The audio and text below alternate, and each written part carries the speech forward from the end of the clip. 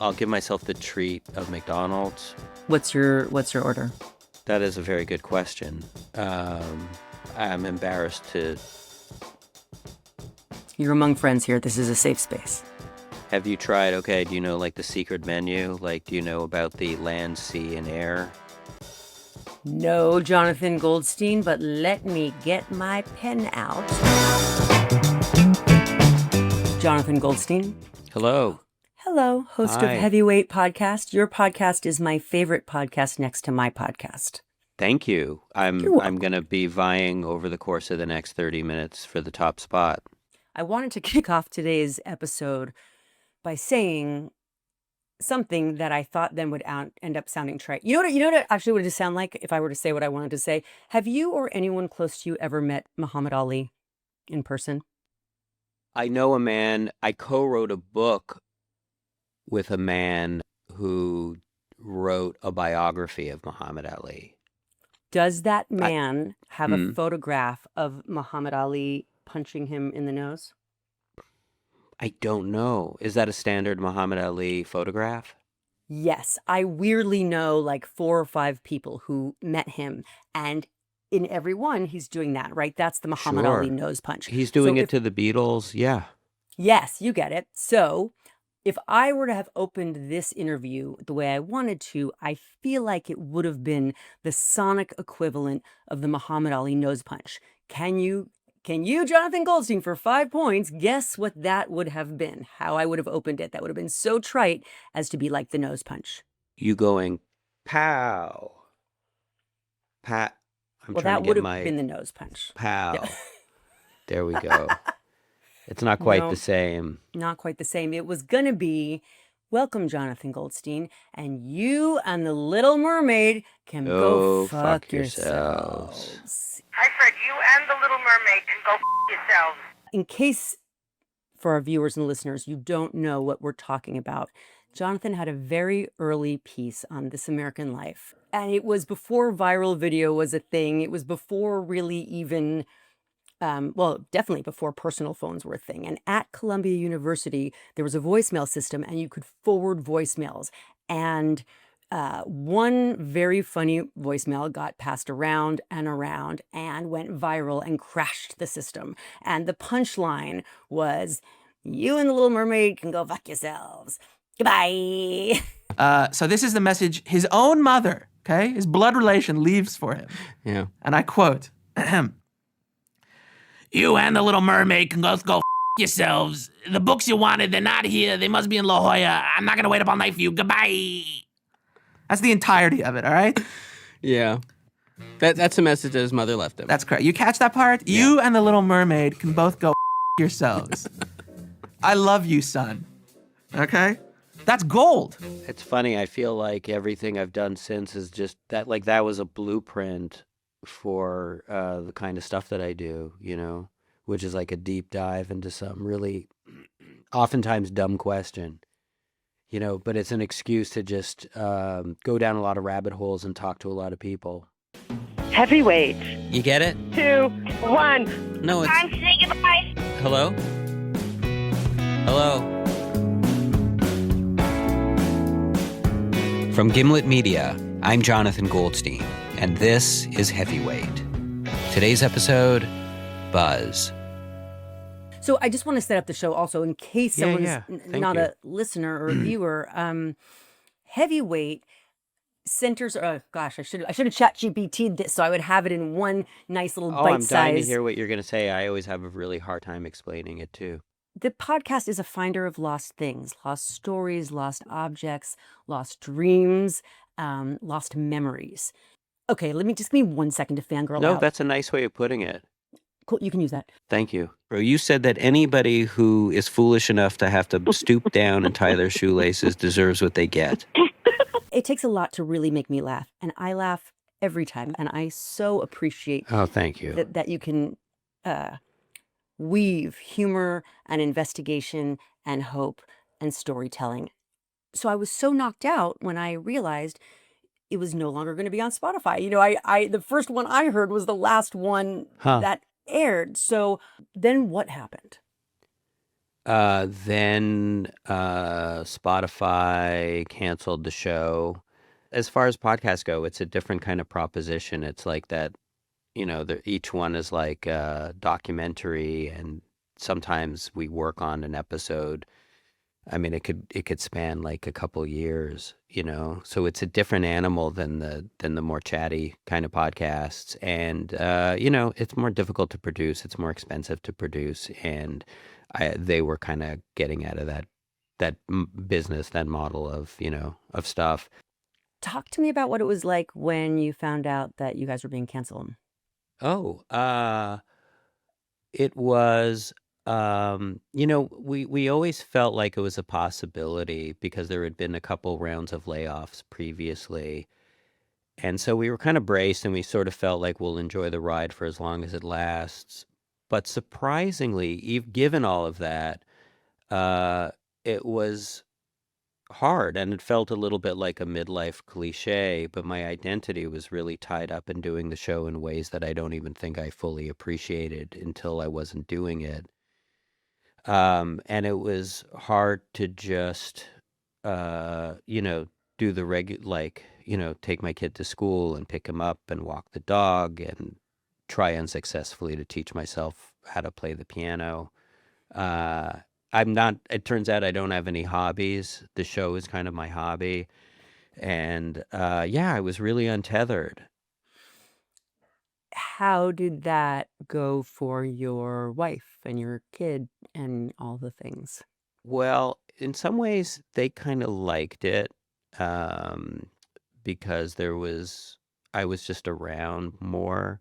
And around that same time, I don't know if this dovetails with other meta themes of the show or what have you, but I, and I discussed this. I'm putting out an episode tomorrow, where I document. It's like a sobriety journal, basically, because what happened around that time was, I lost drinking. It's weird.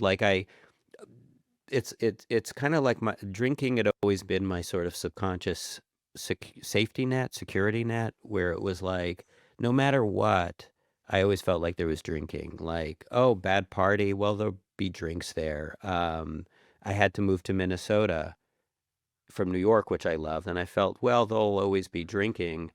Yeah. And included with my job loss, I felt like, well, there's still drinking, which is a weird way to think, and maybe I'm making like it sound a little too explicit, but there was that machinery in the back of my mind where it was sort of like, at the end of the day, no matter what, job or no job, there was always sitting down with a whiskey or two or three or four.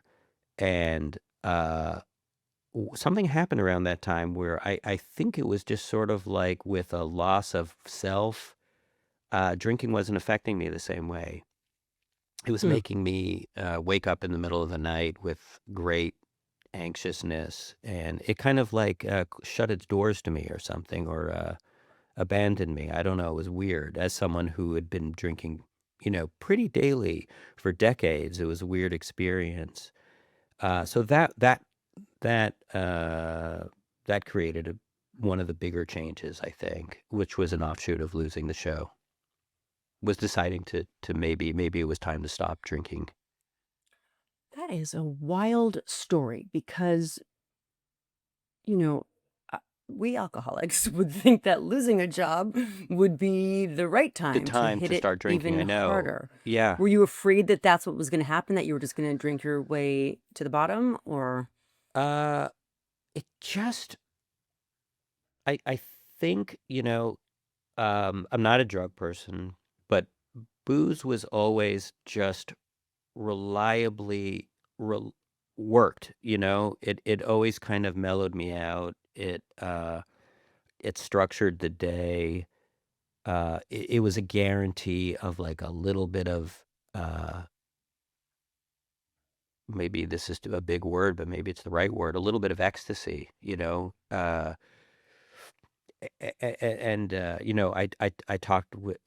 I talked a lot during this time. I found myself talking with a lot of people about drinking, other drinkers. One of my friends, Sean, described, like, I asked him, what do you like about drinking? And he said that it feels like a hug from the inside. And I was like, yeah, Yeah, that's right. Sean.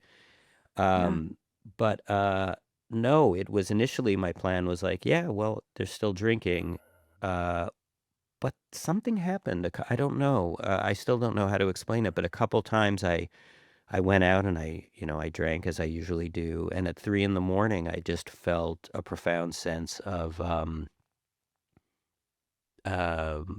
just dread or lostness or kind of like not knowing who I was or why I was or it just kind of like that nice, comfy, cozy feeling abandoned me, and it just wasn't working. And the first time I thought, "Whoa, this is weird," and then a second night, I hit it again, and the same thing happened, and it was a feeling that stuck with me for about a week, and I just felt scared, kind of, to drink.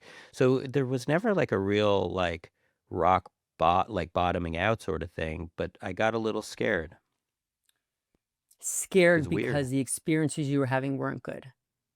Yeah, like we're really kind of destabilizing and yeah, sort of panicky. Yeah. So how was the process of stopping? Um well, I had to, I guess, try harder at life, you know. I never thought of myself as an alcoholic, and even, using that word felt like a betrayal of a good, like it felt like bad mouthing a friend, you know what I mean? I found myself Googling like, you know, does drinking every day make you an alcoholic? Um, but Does it? I think once you start Googling stuff like that, maybe you have a problem, is what is the conclusion that I came to. But you get a lot of different answers. And also like thinking of alcohol as your friend that you're bad mouthing. Maybe that's a problem, you know? Listen, dude, I just heard myself in another interview say alcohol was the great love of my life. So I do think it's a problem, Yeah, it but feels like I losing still a consider good it. friend. Yeah. Not to make this about me, but the thing that scares me, you were talking about being scared. The thing that scares me is even still, and I've been off alcohol for 11 years. Even still, if you were to say, Kat, we're going to go to the zoo today and then we're going to check out the botanic gardens and then have a lovely dinner. My first thought would be like, so much better with a drink. I wonder if we can have mimosas before we start that off. And Oh, and is there yeah. going to be scotch at dinner? 11 years, Yeah. That's So crazy. it That's is crazy. crazy. But what's really crazy to me is, I left alcohol kicking and screaming, and I feel like you made this like really mature choice to feel better, which It is wasn't even, I think it was the moment that I thought, oh, maybe this is a radio story. That 'cause that that's that that kind of, broadcasters. yeah, that kind of inspired me. And also I'm the kind of person who uh I have a real, it's weird. I never want to seem flaky, like I showed up for this interview. I wanted to make sure I was early. It's fear of getting yelled at or judgment or something. And I sort of felt like, well, once I floated the idea that I was quitting to people, I didn't want to seem flaky and not carry through, which is a weird, I guess it's accountability, but it feels like it's coming from without instead of from within. But I'm about a year and a half now, and after that first year, uh, something starts to change. It gets a little easier. It's almost like the booze, like you become a, what's the word for it? Like that relationship with barnacles on the bottom of like a whale or parasites, where it's like it's a little in the driver's seat, and your thinking's a little broken. Where Yeah. like alcohol supplies this existential kind of metaphysical purpose or something. I don't know. It's Yeah. weird. And then like I shook that a little bit after a year. Um, How are you different as a professional, as a husband, and as a dad? well, I talk about that in this story, because, in a lot of ways, I knew friends who had quit drinking and they felt like they had more energy and their skin was better, and I was not feeling any of those things. Um, and no one really thought of me as having a problem. So I have some funny conversations in this story with my father, who's 90 and is a regular drinker and just did not get it and kept on asking me, like, he's like an old school Brooklyn-y tough guy a little bit. And he's like, okay, you quit drinking. He's trying to wrap his head around it. He's like, but you'll still drink beer, right? And I was like, no, beer is alcohol, Like for him, it's Right. just to keep hydrated.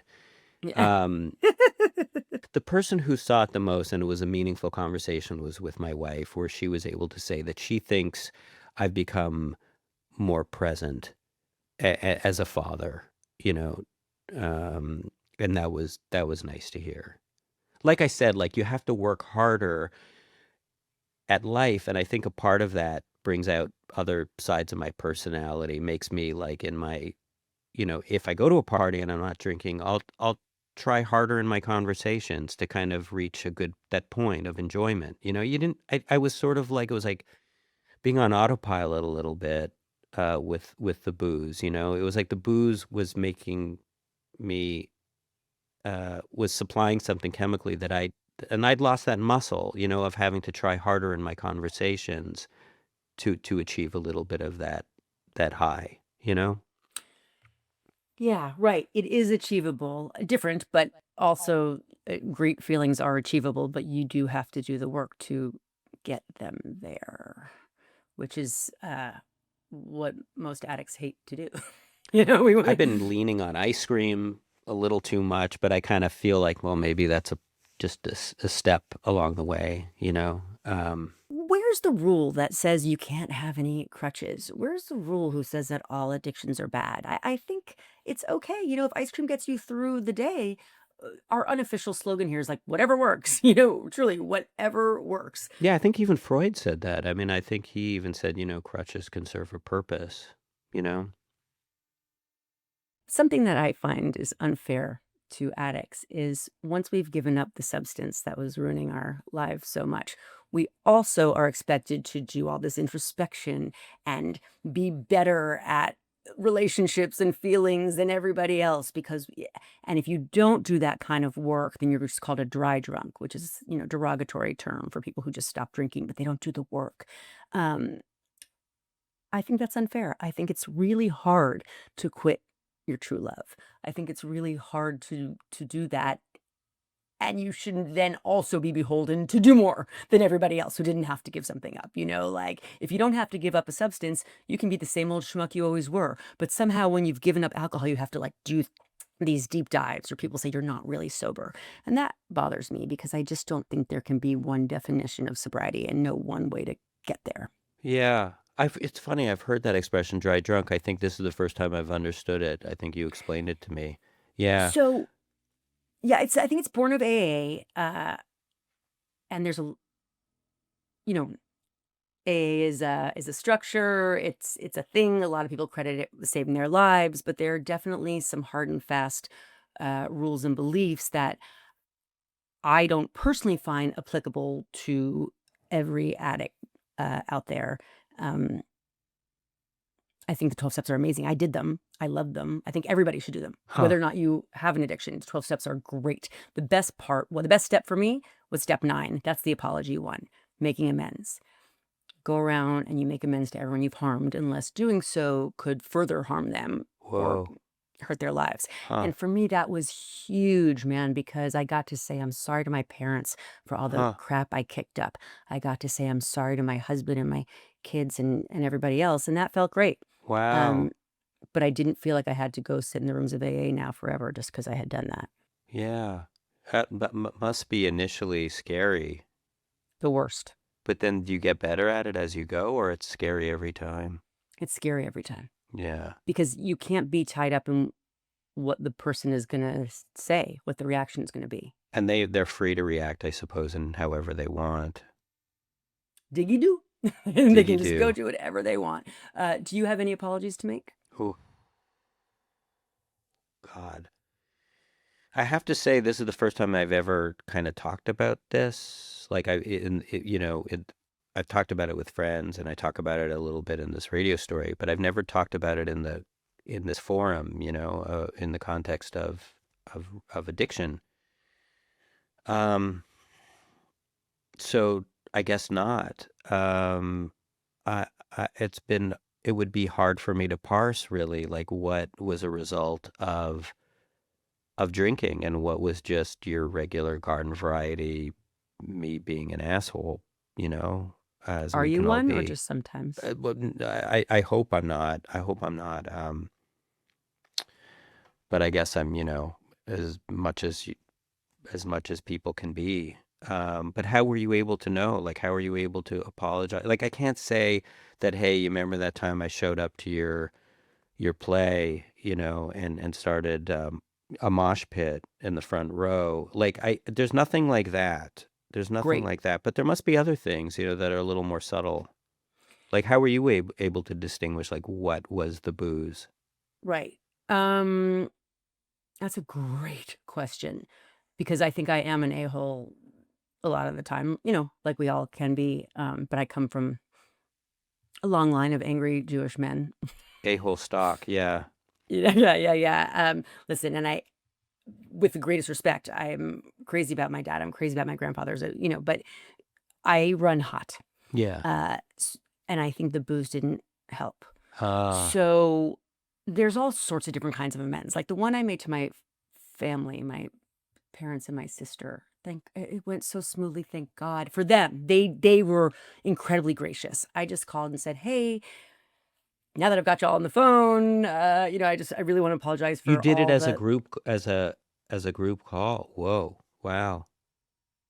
there is safety in that for me. Look, it's why I tell my story to I get our it. to the whole internet I week get after it. week, but I never speak in AA meetings. Oh, That's really? too intimate. Yeah, but Huh, this feels like so the power in numbers, and my family was so lovely. They were like, huh. "Oh, we would have never thought of you as an alcoholic." And I'm like, "What? Remember when I fell on the table? Remember when I said this to my aunt?"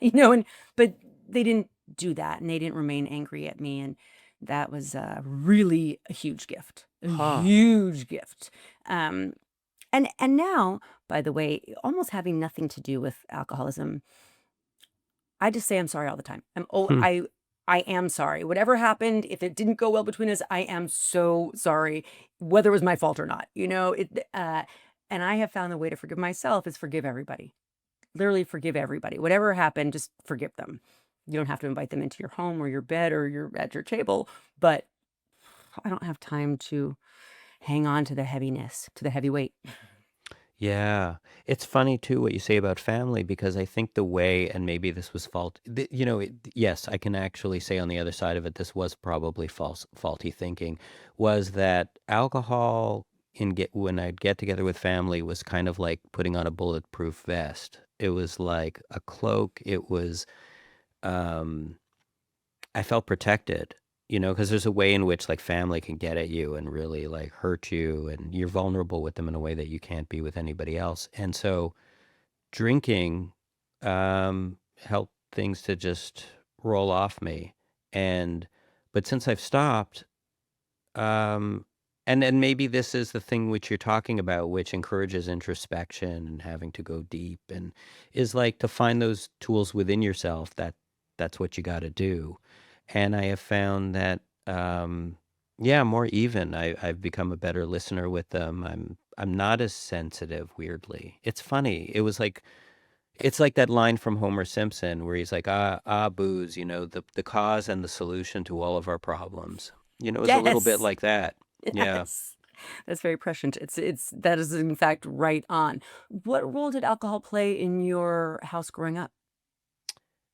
Oh, that's a good question. That's a good one because my father was not an everyday drinker, but there was a lot of, my parents' relationship, they're a little bit like a vaudeville couple. They fight a lot, and it's sometimes it's a little hard to be around, but they enjoy each other in that way.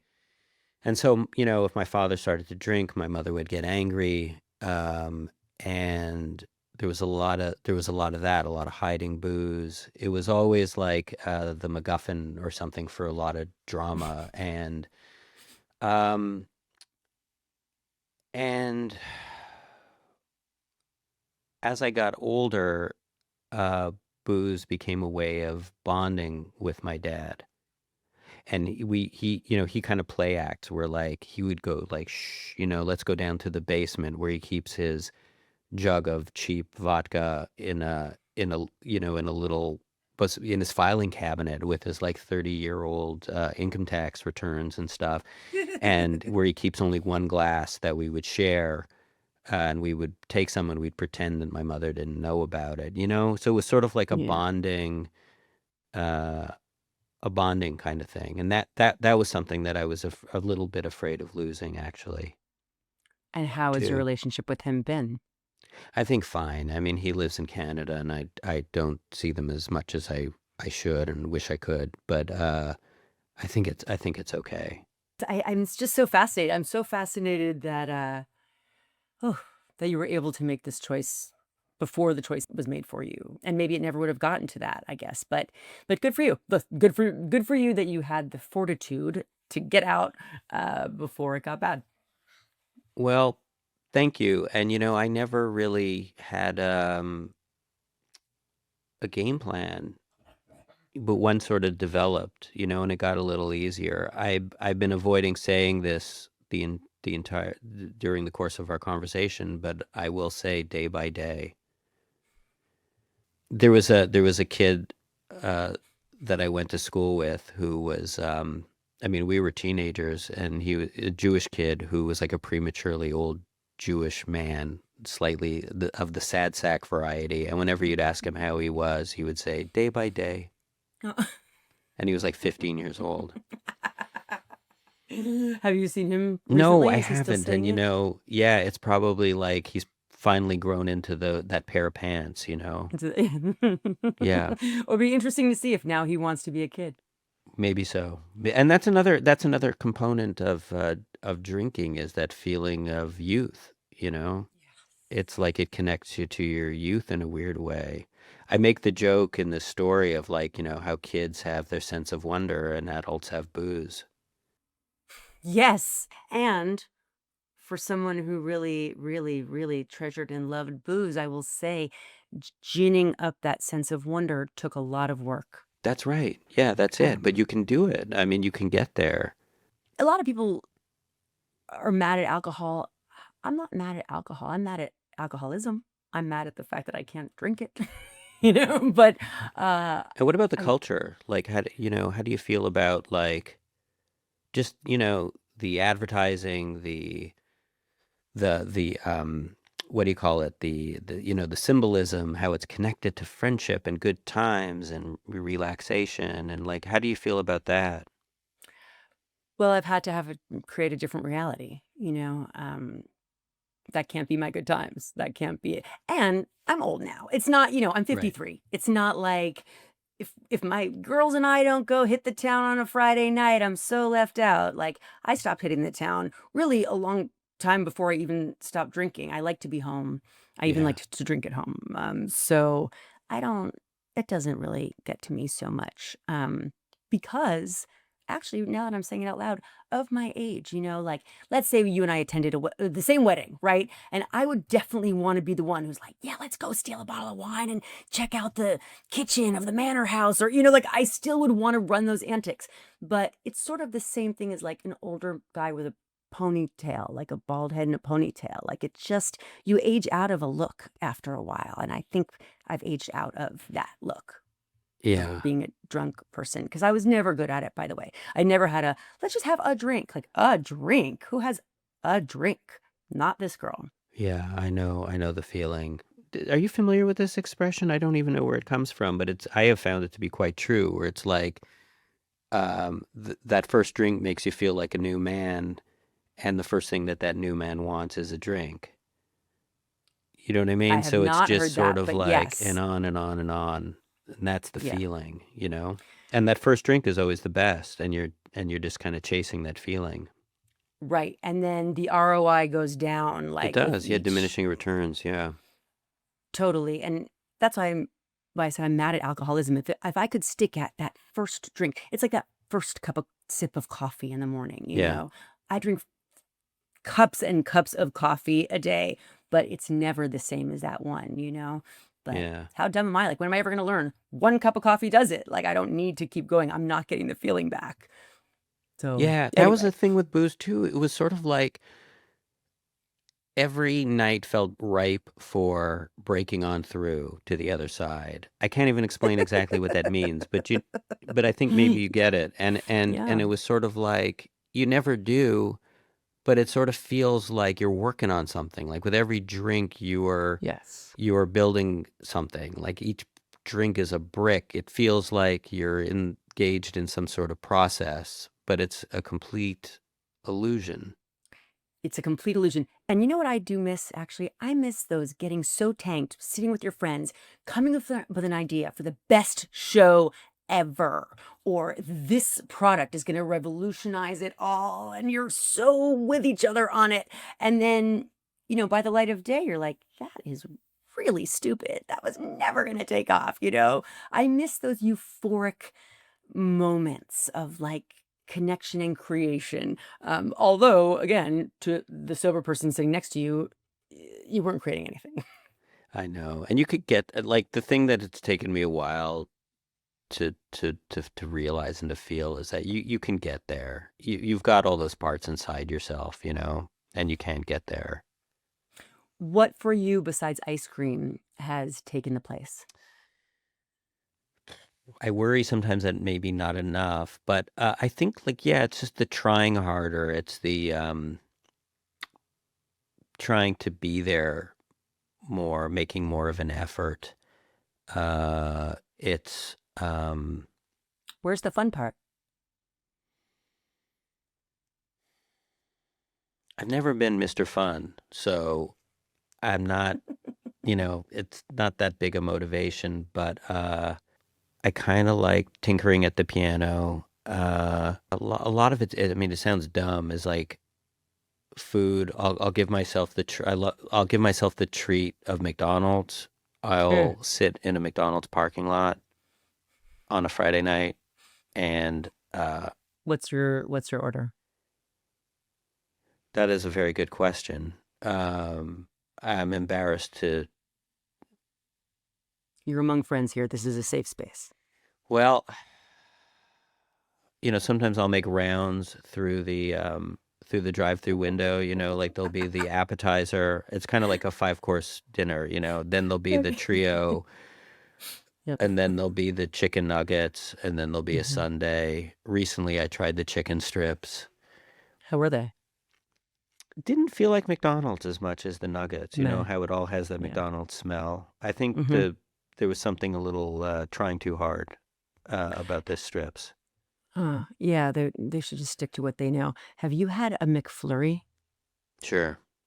God, I mean, so excellent. Have you tried, okay, do you know like the secret menu? Like, do you know about the land, sea, and air? No, Jonathan Goldstein, but let me get my pen out. For $9.99, you can get a hamburger and a chicken thing, a McChicken, and a fillet of fish all on one bun. A hamburger, a McChicken, and a fillet of fish on one bun. That's like a holy trifecta. That's right. And not surprisingly, it all tastes the same. It tastes exactly the same. Yeah, I know. Really, yeah. Do you remember the McDonald's glasses that were glass Uh-huh. with like lead paint of the Oh. Hamburglar? And do you Sure, remember Grimace. those? I never really put it together that it was lead paint, although now that you're saying it, that makes perfect sense. Jesus. Absolutely. I'm embarrassed to admit, and I didn't actually say that to bring this back to alcohol, but now my sister and I used to hit the Ernest and Julio Gallo bottles and pour them into the McDonaldland glasses. Yeah. And that was the best. I really like a hot summer day and some cold, perhaps boxed wine in a Uh-huh. McDonald's lead paint cup Yeah. it was the pinnacle. Yeah. Yeah, it's the lead that makes it's kind of like a goofball, the combination of Yeah, that yeah. John Lennon used to have of like heroin, cocaine, and vitamin C. It's like lead, wine, And glass. and glass. Yeah. Yes. What was your childhood sneak? Because that was my sneak, was from the liquor cabinet. Oh, well, oh boy, I I'm really outing myself here, but my mother used to have these. She had these drugs called fiarnols. They were light blue and dark blue capsules that were kind of like, I guess, in the Valium family. Oh. That she kept in the kitchen cabinet. And when I was a teenager, I found they went really pretty nice with like a beer. That sounds amazing. Yeah. Did she know that you were stealing? She never said anything. I should ask her. Yeah. And she's like, I've been looking for that for years. I know, yeah. She's having to like raw dog it because of Right. me. Did your parents say, I mean, I know your dad said about still drinking beer, but did your mom say, like, oh, it's about time, or I never would have thought? No one ever. And I have to say, like, there wasn't really a lot of encouragement in that.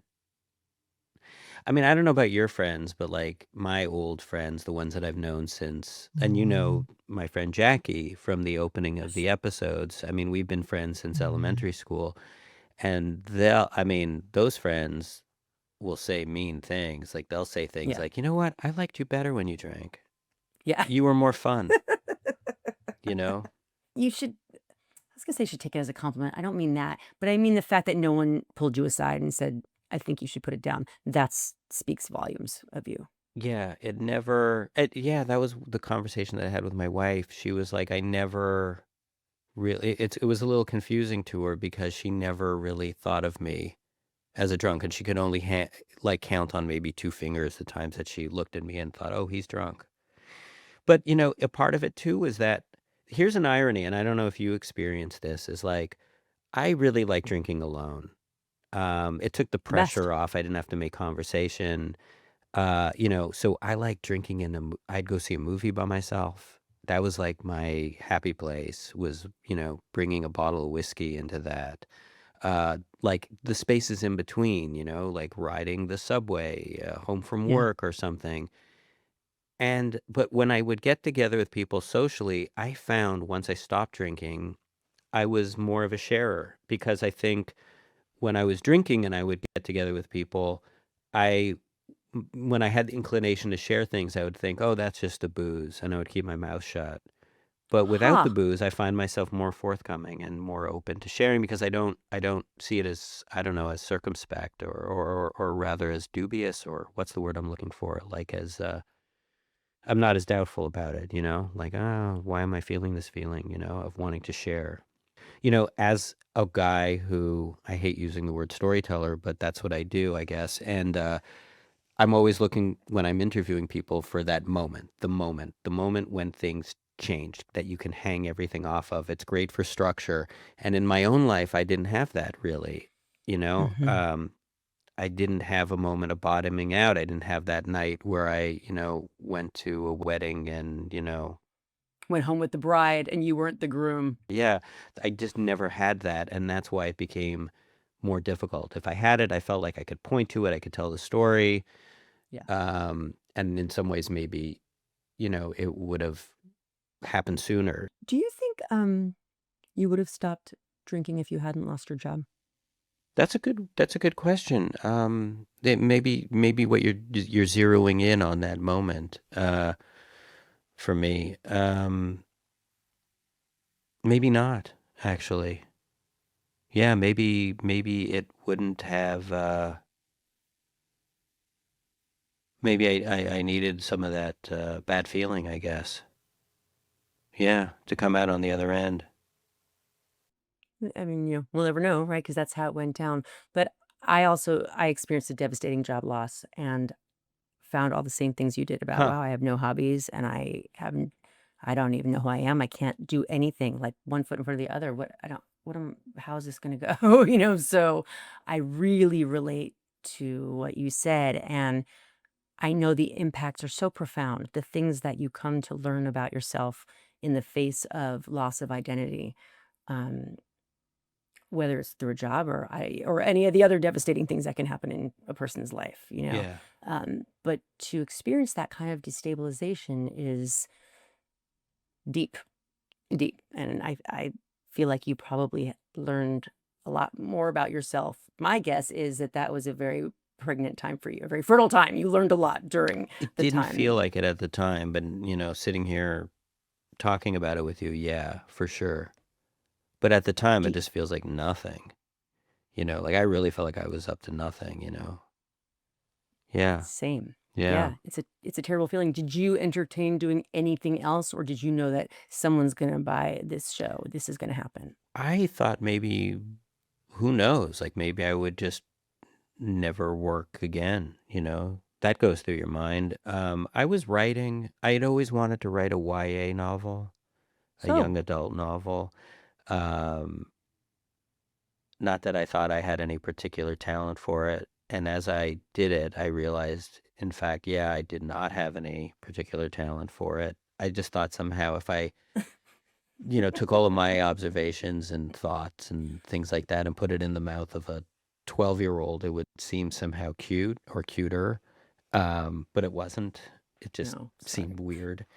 sorry. So You kept that was, shoving it in the yeah, mouths of 12-year-olds, and it was right. weird. Yeah. So I don't know. I did. I thought, oh, I could, yeah, I started off as a writer, and I thought, yeah, maybe I can write, but I think it made me reappreciate the medium, the audio thing. Yeah, I bet. What stories have stayed with you the most, either haunted you or inspired you the most that you've covered on Heavyweight? Ooh, they all do to some extent. I always hearken back to the very first episode, which became kind of like the template, which was about my dad and his brother Sheldon. My father at the time was 80. His brother Sheldon was 85. They had not spoken in like 40 odd years. And the idea was to road trip with my dad down to Florida and spend a weekend with his brother Sheldon and try to hash things out. I like being alone by myself. I get along with myself very well. Yeah. Look, I don't want to be rude or anything, but I want to go have my lunch. Oh, yeah. That's fine. Yeah. It's fine. Sheldon, I appreciate your talking to me. Sheldon just passed away about a month ago, maybe. He was 94. Wow. And I think, I'd like to think that it helped my father, deal with that, because they had kind of come to some peace. You were my older brother. You used to knock the shit out of me sometimes, but that's the way it is with brothers. Well, Yeah.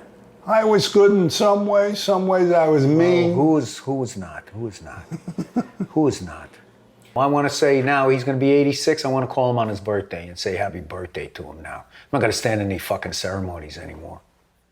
As my father speaks, as per his brother's example, dropping F-bombs like he's in a Guy Ritchie film, Sheldon keeps his arms crossed and his eyes shut tight.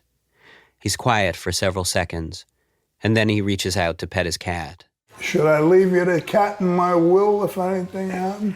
If anything out, I'll take care of the cat. I'll take care of the cat. I don't know if you relate to this, but I feel like I got into this business of having this microphone in my face just to try to figure out the magic words to penetrate my parents' brains, I know exactly what you mean. After years and years of doing interview shows, people ask, who's my dream guest? And it's my dad. And he's And around? he's around. He wouldn't no sooner come on any show that I was hosting. Really? Yeah. Yeah. Yeah. Well, this feels like this is a heavyweight. If I could be of any help in getting him on there, Yeah. let me God. know.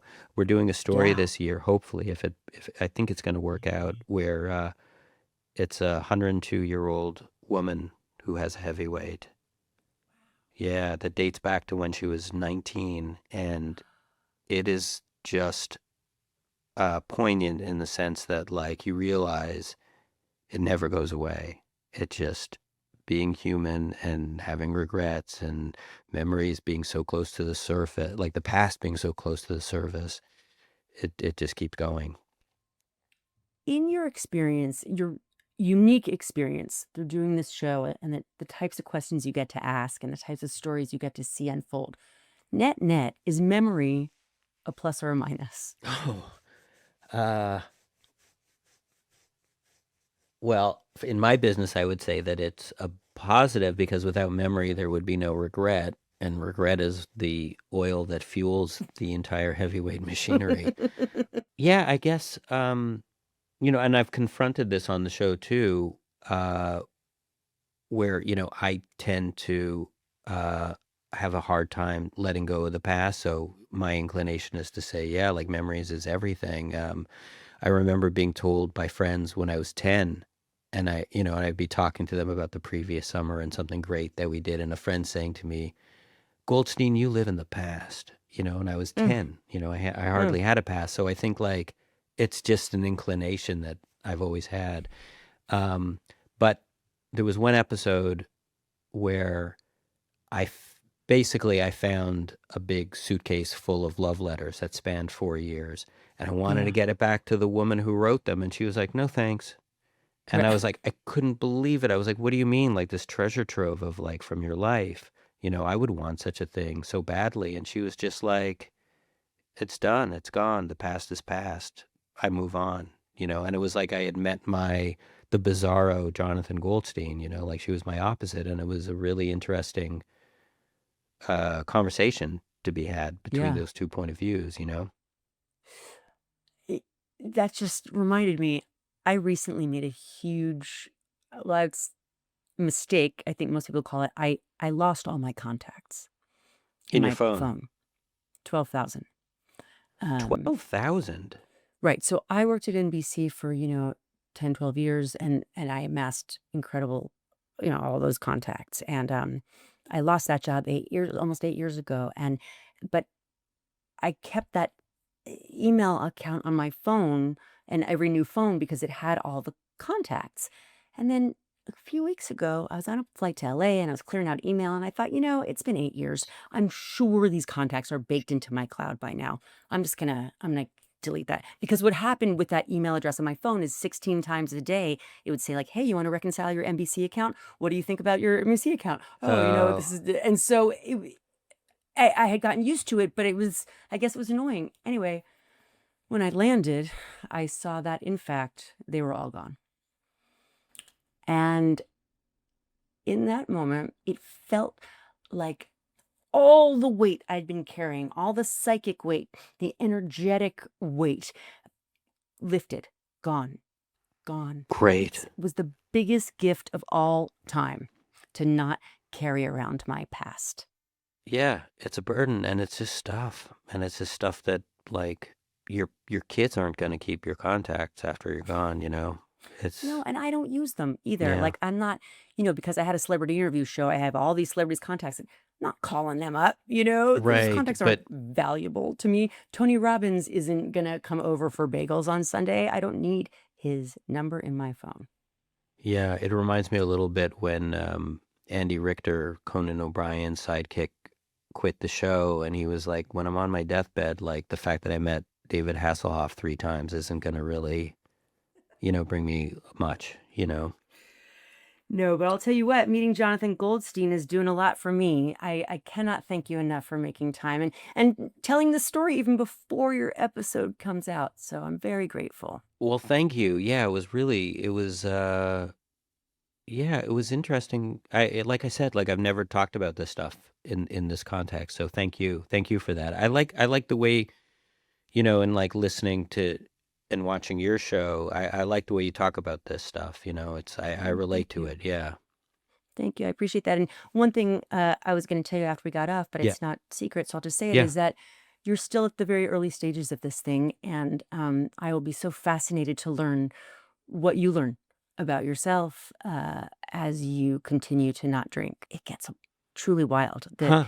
The depth at which you're able to face yourself and the things that you're shown, that even if you weren't a drink it all away kind of gal like I was, it's just crazy getting to know yourself as a not drinker. And so I'm excited and here's a word that I hate, journey. I'm excited for your journey. I hate that word, but I'm excited for your process. And I do hope we can get together again on this show or off the show. And I want to hear how it's going. Thank you.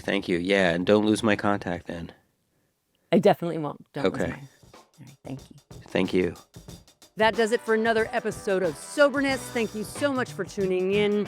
Listen, we love making this show for you, but now we need you to do something for us, please. See that subscribe button? Hit it. So hit it. Just hit the subscribe button. I'll wait. You hit it? Yeah, good. Now go around your house, get your mother, your dad, your cousin, the babysitter. I want everybody. We just need you to subscribe. We're so grateful. Thank you so much.